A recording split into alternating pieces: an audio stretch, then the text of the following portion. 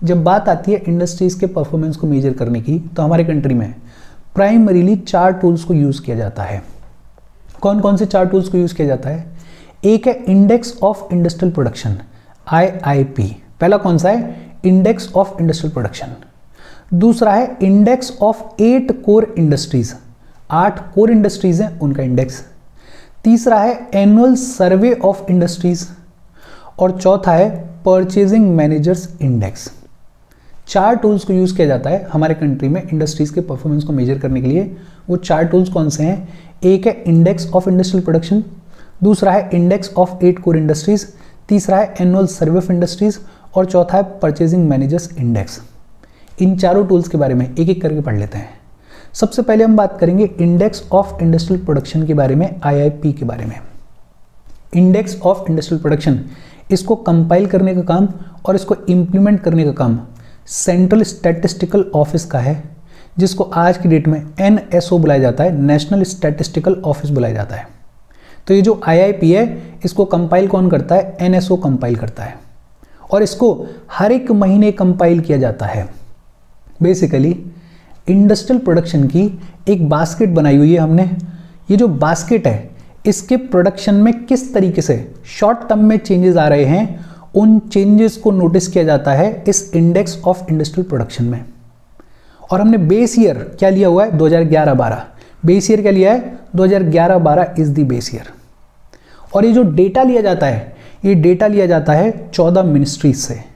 IIP को compile करने के लिए जो डेटा लिया जाता है, वो डेटा लिया जाता है 14 मिनिस्ट्रीज से। IIP के अंदर 3 सबसेक्टर्स हैं जिनको सर्टेन वेट असाइन किया गया है। वो 3 सबसेक्टर्स कौन से हैं? एक है माइनिंग सेक्टर। माइनिंग सेक्टर को 14.4% वेट दिया गया है। दूसरा है मैन्युफैक्चरिंग सेक्टर। मैन्युफैक्चरिंग सेक्टर को 77.6% वेट दिया गया है। और तीसरा है इलेक्ट्रिसिटी सेक्टर। इलेक्ट्रिसिटी सेक्टर को 8% वेट दिया गया है। मतलब सब सेक्टर्स में अगर देखें तो सबसे ज़्यादा वेटेज किसको दिया गया है? मैन्युफैक्चरिंग सेक्टर को दिया गया है।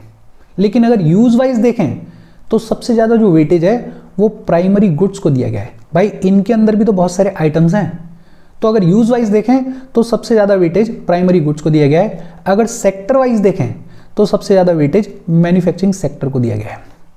अच्छा, IIP के जो क्विक एस्टिमेट्स हैं वो हर महीने की 12 तारीख को रिलीज़ किए जाते हैं। अब हर महीने इसको रिलीज़ किया जाता है, हर महीने इसका डेटा आता है। जब भी आप मेंस दो तब थोड़ा सा देख लेना डेटा, थोड़ा बहुत दिमाग में रखना। बाकी डेटा पे बहुत ज़्यादा फोकस करने की ज़रूरत नहीं है। बेसिक चीज़ें याद रखो। इंडेक्स ऑफ इंडस्ट्रियल प्रोडक्शन, इसको कंपाइल कौन करता है? NSO कंपाइल करता है, हर महीने कंपाइल करता है। बेस ईयर क्या है? 2011-12 है। ये जो डेटा है वो डेटा लिया जाता है 14 मिनिस्ट्रीज से। इसके अंदर 3 सब सेक्टर्स हैं। माइनिंग सेक्टर जिसको 14.4% का वेट दिया गया है, मैन्युफैक्चरिंग सेक्टर जिसको 77.6% का वेट दिया गया है और इलेक्ट्रिसिटी सेक्टर जिसको 8% का वेट दिया गया है। सबसे ज़्यादा वेटेज किस सेक्टर को दिया गया है? मैन्युफैक्चरिंग सेक्टर को दिया गया है। और जो IIP के क्विक एस्टिमेट्स हैं वो हर महीने की 12 तारीख को पब्लिश किए जाते हैं। फिर है index of 8 core industries. 8 core industries हैं उनका इंडेक्स। ये जो इंडेक्स ऑफ 8 कोर इंडस्ट्रीज है, ये 8 कोर इंडस्ट्रीज की परफॉर्मेंस को मेजर करता है।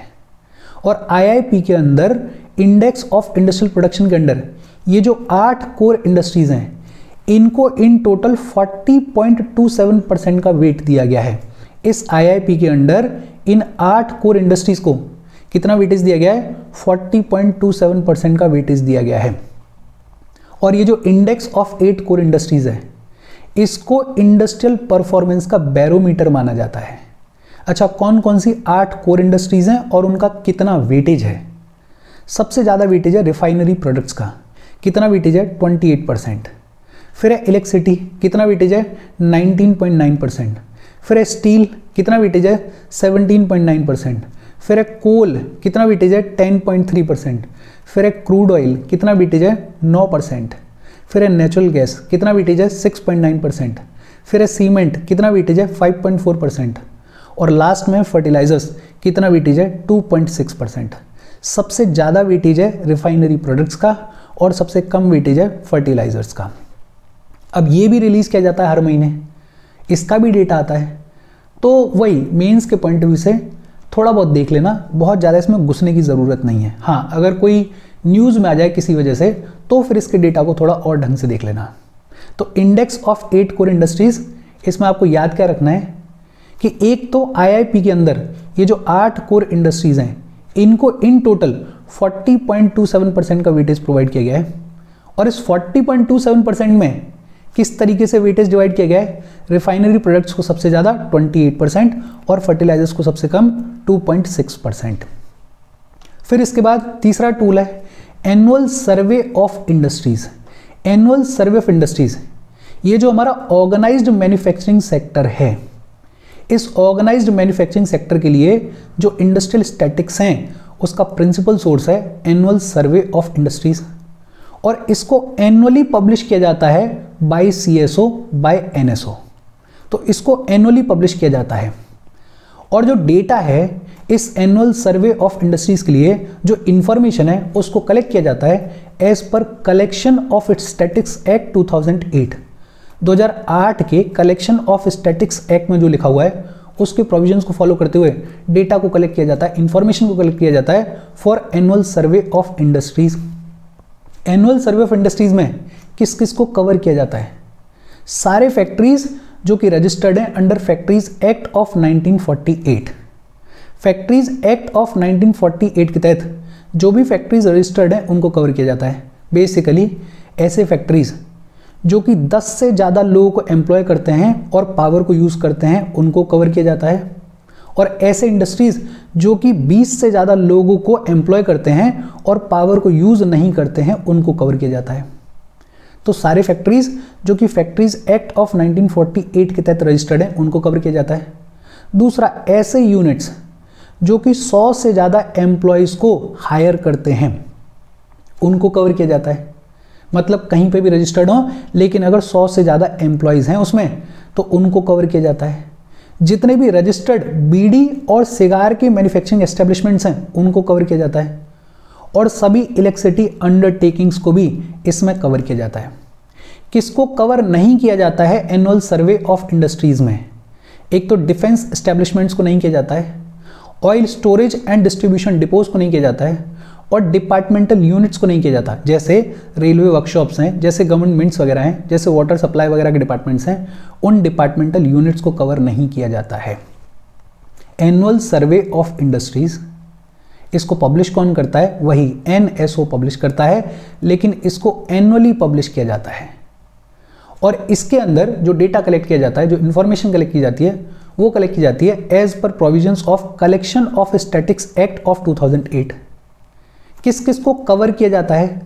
सारे फैक्ट्रीज जो कि रजिस्टर्ड हैं अंडर फैक्ट्रीज एक्ट ऑफ 1948, सारे ऐसे यूनिट्स जो कि 100 से ज़्यादा लोगों को एम्प्लॉय करते हैं, सारे रजिस्टर्ड बीड़ी और सिगार के जो मैन्युफैक्चरिंग एस्टेब्लिशमेंट हैं, और सारे इलेक्ट्रिसिटी अंडरटेकिंग्स को इसमें कवर किया जाता है। किसको कवर नहीं किया जाता है? डिफेंस एस्टेब्लिशमेंट्स को नहीं किया जाता है, oil storage and distribution depots को नहीं किया जाता है, और डिपार्टमेंटल यूनिट्स को नहीं किया जाता है। अच्छा, जो अनऑर्गेनाइज सेक्टर से रिलेटेड डेटा है उसको भी NSO कंपाइल करता है, लेकिन हर 5 साल में कंपाइल करता है। बिकॉज अनऑर्गेनाइज सेक्टर का जो डेटा है उसको कंपाइल करना अपने आप में डिफिकल्ट होता है, तो इसलिए NSO इसको कंपाइल तो करता है लेकिन हर 5 साल में करता है। और ये जो एनुअल सर्वे ऑफ इंडस्ट्रीज को पब्लिश किया जाता है, किसी पर्टिकुलर फाइनेंशियल ईयर के लिए इस रिपोर्ट को पब्लिश करने में कम से कम 2 साल लग जाते हैं। भाई, आपको हर इंडस्ट्री का, इतने सारे फैक्ट्रीज़ का, इतने सारे इंडस्ट्रीज़ का डेटा लेना है, फिर उसको कंपाइल करना है, और इस कंपाइलेशन के बाद आप पब्लिश करोगे एनुअल सर्वे ऑफ इंडस्ट्रीज़ को, तो इसमें लगभग 2 साल लग जाते हैं। अच्छा, इसका डेटा थोड़ा सा देख लेते हैं। 2022-23 की जो ASI रिपोर्ट है उसके रिजल्ट्स क्या कहते हैं। ये एनुअली आती है तो थोड़ा सा दिमाग में रखना। ग्रॉस वैल्यू एडिड जो है वो हमारी इंक्रीज हुई इन 2022-23 बाय 7.3%। 2021-22 के कंपैरिजन में 2022-23 में जो ग्रॉस वैल्यू एडिड है वो इंक्रीज हुई बाय 7.3%। इंडस्ट्रियल आउटपुट भी हमारा ग्रो हुआ बाय 21.5% सेम टाइम पीरियड के लिए। इंडस्ट्रियल आउटपुट कितने से ग्रो हुआ? 21.5% से, और GVA कितने से इंक्रीज हुआ? 7.3% से। Total employment in this sector also increased by 7.4%। और टॉप स्टेट्स की अगर बात करें with respect to gross value added, तो टॉप स्टेट्स हैं महाराष्ट्र, गुजरात, तमिलनाडु, कर्नाटका और उत्तर प्रदेश। टॉप स्टेट्स कौन से हैं? महाराष्ट्र, गुजरात, तमिलनाडु, कर्नाटका और उत्तर प्रदेश। ये बहुत सिंपल तौर पे एनुअल सर्वे ऑफ इंडस्ट्रीज। फिर इसके बाद चौथा टूल है परचेजिंग मैनेजर्स इंडेक्स। ये जो परचेजिंग मैनेजर्स इंडेक्स है, इसको इंडिया के लिए पब्लिश किया जाता है एक जापानीज फर्म के द्वारा जिसका नाम है नाइकी। क्या नाम है? नाइकी। पब्लिश करती है जापानीज फर्म नाइकी, लेकिन इसको कंपाइल करने का काम किसका है? IHT मार्केट का। कंपाइल कौन करता है? IST मार्केट इसको कंपाइल करता है। Basically manufacturing and service sector की जो इकोनॉमिक हेल्थ है उसका इंडिकेटर है परचेजिंग मैनेजर्स इंडेक्स। दो सेपरेट परचेजिंग मैनेजर्स इंडेक्स को पब्लिश किया जाता है, एक मैन्युफैक्चरिंग PMI को पब्लिश किया जाता है और दूसरा सर्विसेज PMI को पब्लिश किया जाता है। बेसिकली प्राइवेट सेक्टर का जो डेटा होता है, प्राइवेट सेक्टर जितनी भी कंपनीज हैं उनका जो डेटा है, उनके जो मंथली सर्वेज हैं उसके बेसिस पे इकोनॉमिक इंडिकेटर्स को रिफ्लेक्ट करता है ये परचेजिंग मैनेजर्स इंडेक्स। अभी शायद कल या परसों की न्यूज़ है कि पिछले 3-4 क्वार्टर में पहली बार ये जो परचेजिंग मैनेजर इंडेक्स है इसने इंप्रूवमेंट दिखाया है, इसने ग्रोथ दिखाई है। लेकिन ये याद रखने की ज़रूरत नहीं है, सिर्फ इतना याद रखो कि परचेजिंग मैनेजर्स इंडेक्स है क्या, पब्लिश कौन करता है? जापानीज फर्म नाइकी इसको पब्लिश करती है। कंपाइल कौन करता है? IST मार्केट इसको कंपाइल करता है। दो सेपरेट PMIs को पब्लिश किया जाता है, एक मैन्युफैक्चरिंग के लिए, दूसरा सर्विसेज के लिए। और इसमें ध्यान देने वाली बात क्या है कि जो प्राइवेट सेक्टर कंपनीज की मंथली सर्विस होती हैं उनके डेटा को यूज किया जाता है इकोनॉमिक इंडिकेटर्स को रिफ्लेक्ट करने के लिए इस परचेजिंग मैनेजर्स इंडेक्स में।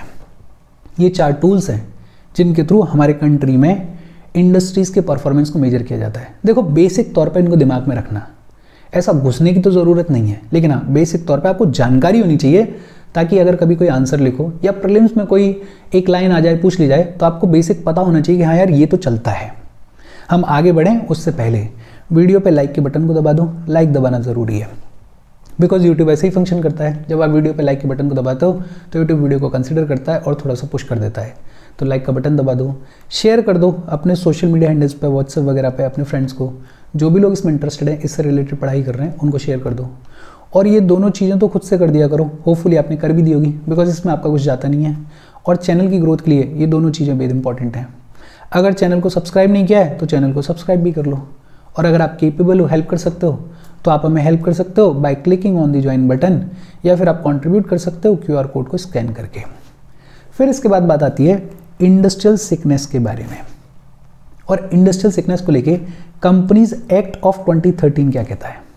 देखो बहुत सिंपल, कंपनीज एक्ट ऑफ 2013 ये कहता है कि अगर कोई कंपनी उससे उसके सिक्योर्ड क्रेडिटर्स का मतलब ऐसे क्रेडिटर्स, ऐसे लोन देने वाले लोग जिनके पास में आपने किसी चीज़ को गिरवी रखा है लोन लेने के लिए, अगर किसी कंपनी के सिक्योर क्रेडिटर्स, ऐसे सिक्योर क्रेडिटर्स जिन्होंने उस कंपनी को 50 या 50% से ज़्यादा का लोन दिया हुआ है, जितना टोटल लोन है कंपनी के ऊपर उसमें से 50 या 50% से ज़्यादा का लोन देने वाले सिक्योर्ड क्रेडिटर्स अगर कंपनी से रातों रात डिमांड करें और बोलें कि हमारा पैसा हमें लौटाओ, और वो कंपनी विद इन 30 डेज उस पैसे को लौटाने में फेल हो जाती है, तो इनमें से कोई भी सिक्योर्ड क्रेडिटर जो है वो नेशनल कंपनी लॉ ट्रिब्यूनल के पास जा सकता है ये डिमांड करने के लिए कि ये जो कंपनी है इसको सिक कंपनी डिक्लेयर किया जाए। बहुत सिंपल, कंपनीज एक्ट ऑफ 2013 क्या कहता है कि अगर किसी कंपनी के ऐसे सिक्योर्ड क्रेडिटर्स जिन्होंने उस कंपनी को 50 या उससे ज़्यादा % का लोन दिया हुआ है, वो सिक्योर्ड क्रेडिटर्स अगर अपना पैसा कंपनी से वापस मांगते हैं और वो कंपनी विद इन 30 डेज उस पैसे को पे करने में फेल हो जाती है, तो कोई भी secured creditor national company law tribunal को अप्रोच कर सकता है और मांग कर सकता है कि इस कंपनी को सिक कंपनी डिक्लेयर किया जाए। भाई पैसे नहीं लौटा पा रही है कंपनी, इसका मतलब क्या है कि कंपनी की स्थिति खराब है, तो डिमांड कर सकता है कि इसको सिक कंपनी डिक्लेयर किया जाए। अच्छा, इंडस्ट्रियल सिकनेस के पीछे कॉजेज क्या होते हैं? देखो कुछ तो फंक्शनल कॉजेज होते हैं, जैसे पावर कट्स हो गए, जैसे रॉ मटेरियल या इनपुट्स की बहुत अच्छी सप्लाई नहीं है, रेगुलर सप्लाई नहीं है, उसकी वजह से डिसरप्शन आ रहा है, या फिर मार्केट में ही रिसेशन आ गया है, मार्केट में ही मंदी आ गई है, तो फिर बट ऑब्वियस सी बात है कि इंडस्ट्री जो है उसकी भी स्थिति खराब होगी। अगर गवर्नमेंट ने सडनली पॉलिसी चेंज कर दी है तो भी दिक्कतें आएंगी, या कोई फॉरेन प्लेयर आ गया है जो कि बहुत टफ कंपटीशन दे रहा है तो भी इंडस्ट्री की स्थिति खराब हो सकती है। या फिर दूसरा हो सकता है कि जो कंपनी है उसकी प्लानिंग स्टेज में ही आपने कुछ गड़बड़ कर दी है, आपने ढंग से मार्केट को स्टडी नहीं किया, आपने ढंग से प्रोडक्ट को स्टडी नहीं किया, कोई ना कोई प्लानिंग स्टेज में आपने गलती कर दी, या फिर आप जो टेक्नोलॉजी यूज़ कर रहे हो, आप जो मशीनरी यूज़ कर रहे हो वो पुरानी है, वो इनएप्रोप्रिएट है। कंपटीशन में और जो कंपनीज खड़ी हुई हैं वो अच्छी टेक्नोलॉजी यूज़ कर रहे हैं तो भी इंडस्ट्री फेल हो सकती है। अनपेड डेट है, आपने बहुत सारा लोन लिया हुआ है, कर्जा है आपके ऊपर, अब कर्जा है तो बट ऑब्वियस सी बात है कि कंपनी के फेल होने के चांसेस ज़्यादा हैं। एंटरप्रेन्योरियल इनकॉम्पिटेंस, कि भाई जो फ्यूचर विजन है वही नहीं देख पा रहे हो आप, या कोई लेबर प्रॉब्लम्स वगैरह हैं, तो मतलब ऐसे बहुत सारे कॉजेज हो सकते हैं जिनकी वजह से इंडस्ट्रियल सिकनेस देखने को मिल सकती है, कोई इंडस्ट्री फेल हो सकती है। ये तो बेसिक कॉजेज है, आप लिख सकते हो खुद से। अच्छा, ये जो इंडस्ट्रियल सिकनेस है इसको एड्रेस करने के लिए पास्ट में क्या क्या रेमेडियल मेजर्स लिए गए हैं। देखो, सरकार कमर्शियल बैंक्स को फोर्स करती है, लिटरली फोर्स करती है कि यार ये जो इंडस्ट्रीज़ हैं इनको कंसेशंस दिए जाएं, इनको लोन पे पैसा दिया जाए, ताकि ये जो इंडस्ट्रीज़ हैं ये वापस से खुद को रिवाइव कर पाएँ, ये खुद को ग्रो कर पाएँ। तो कंसेशंस दिए जाते हैं इनको, लोन्स वगैरह दिए गए इनको पास्ट में, ताकि ये जो सिक इंडस्ट्रीज़ हैं एक बार खुद से खुद को रिवाइव कर पाएँ। इसके अलावा industrial investment bank of India को स्टैब्लिश किया गया। ये जो industrial investment bank of India था, इसका काम था कि ये सिक इंडस्ट्रीज़ के रिवाइवल के लिए काम करता था। इसको स्टैब्लिश किया गया था 1971 में, लेकिन 2012 में इसको बंद कर दिया गया। बहुत सारे सिक यूनिट्स का नेशनलाइजेशन किया गया, सरकार ने इन सिक यूनिट्स को अपने हाथ में लिया, इनके कंट्रोल को अपने हाथ में लिया, बिकॉज सरकार को था कि हम बेटर मैनेज कर पाएंगे। सरकार ऐसे हेल्दी यूनिट्स को जो कि सिक यूनिट्स को टेक ओवर करती हैं उनको इनकम टैक्स बेनिफिट्स भी देती है। हेल्दी यूनिट्स को पुश किया जाता है कि भाई आप ले लो, आप टेक ओवर कर लो, आप संभाल सकते हो, आप चला सकते हो सिक यूनिट को, आप इसको रिवाइव कर सकते हो, हम आपको इनकम टैक्स बेनिफिट देंगे। फिर बहुत सारे मेजर्स ऐसे भी लाए गए जिनके थ्रू सिक यूनिट्स का अर्ली डिडक्शन किया जा सके। Board of industrial and financial reconstruction को स्टैब्लिश किया गया 1987 में। और ये जो board of industrial and financial reconstruction है, इसका काम क्या था कि जितनी भी सिक इंडस्ट्रीज हैं इनको सिक होने से कैसे प्रिवेंट किया जाए, क्या रेमेडीज ली जाएं, क्या स्टेप्स लिए जाएं, वो सारा कामकाज board of industrial and financial reconstruction का था। तो बहुत सारे मेजर्स लिए गए हैं। ये मेजर्स भी ऐसे हैं जिनको आपको रटना नहीं चाहिए, आपको खुद से लिखना चाहिए। सवाल ये आता है कि board of industrial and financial reconstruction क्या है। इसको स्टैब्लिश किया गया था under the provisions of sick industrial companies special provisions act of 1985। एक sick industrial companies special provisions act of 1985 था, उसके तहत स्टैब्लिश किया गया था board of industrial and financial reconstruction को। और क्या बोला गया था कि ऐसी कंपनीज जिन्होंने अपनी 50% से ज़्यादा नेटवर्थ को इरोड कर दिया है, मतलब घाटे में जा रही कंपनी, पहले नेटवर्थ थी मान लेते हैं 100 करोड़ और अब रह गई है सिर्फ 40 करोड़, मतलब बहुत रैपिड डिक्लाइन देखने को मिल रहा है, घाटे में जा रही कंपनी, तो ऐसे कंपनीज को रेफर किया जाएगा to Board of industrial and financial Reconstruction. ऐसे कंपनीज जिन्होंने अपने 50% से ज़्यादा की नेटवर्थ को इरोड कर दिया है उनको रेफर किया जाता है BIFR को। और फिर ये जो BIFR है ये देखता है, स्टडी करता है, एनालाइज करता है, और अगर BIFR बोले कि हाँ साहब सिकनेस इज कंफर्म्ड, ये जो कंपनी है, जो इंडस्ट्री है, सिक है, तो फिर BIFR के ऊपर डिपेंड करता है कि नेक्स्ट कोर्स ऑफ एक्शन क्या लेना है। BIFR चाहे तो एक मौका दे सकता है कंपनी को कि भाई तुम ऐसे ऐसे स्टेप्स लो और खुद को रिवाइव करो, चाहे तो खुद मैनेजमेंट कर सकता है, चाहे तो उस कंपनी को वाइंड अप कर सकता है, बंद कर सकता है। लेकिन ये जो BIFR है इसके आउटकम्स कोई बहुत अच्छे नहीं आ रहे थे, पॉजिटिव नहीं आ रहे थे। तो फाइनली 2016 में इस SICA sick industrial companies act of 1985 इसको रिपील कर दिया गया और BIFR को डिसॉल्व कर दिया गया। तो आज की डेट में ये जो BIFR है इसको डिसॉल्व कर दिया गया है, लेकिन आप बेसिक तौर पर याद रखना, नाम तो याद रख ही लेना।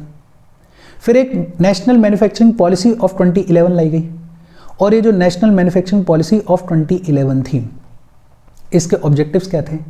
एक तो इसमें बोला गया कि हमें मैन्युफैक्चरिंग के शेयर को जीडीपी में बढ़ाना है to 25% bye 2022।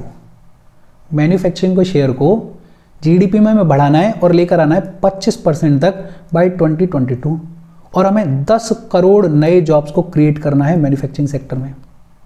National investment and manufacturing zones को हम सेटअप करेंगे, NIMZS, इसके बारे में फॉर श्योर आपने सुना होगा। National investment and manufacturing zones को हम सेटअप करेंगे। ऐसे 14 जोन्स की बातचीत की गई थी।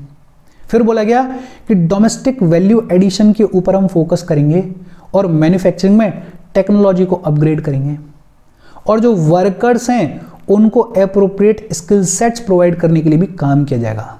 ये ऑब्जेक्टिव्स थे नेशनल मैन्युफैक्चरिंग पॉलिसी ऑफ 2011 के। और इसके साथ आज की बातचीत हम खत्म कर रहे हैं। आज जानबूझ के छोटा लेक्चर रिकॉर्ड किया है बिकॉज आज मेरे को थोड़ा काम है। छोटा है, इजी सा सेशन है, आराम से समझ में आएगा। कोई डाउट हो तो कमेंट करके पूछ लेना। Thank you very much.